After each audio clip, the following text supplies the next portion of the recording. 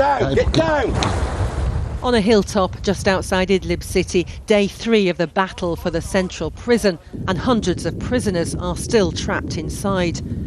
Fighters from the group Ahrar al-Sham had coordinated their initial assault with 2 other brigades. After breaking through the perimeter, the leader shouts for those picked to storm the buildings to head for the stairs. The rest should provide covering fire.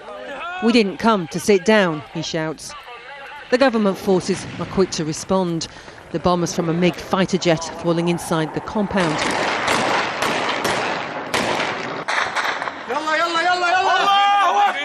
It causes panic in the cells.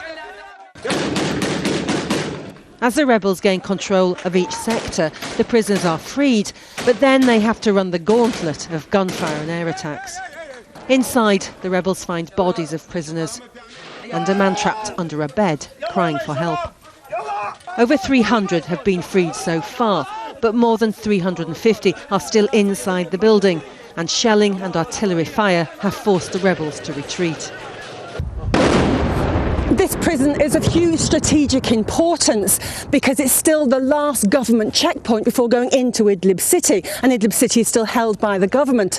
But the rebels are hoping if they can take this position, it can help them surround Idlib city and eventually move in. The commander of one group told us of another reason the regime is fighting so hard to take back the prison. Inside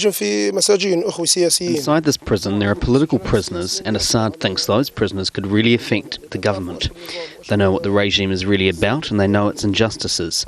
If those political prisoners were freed, they would bring immense pressure on the regime.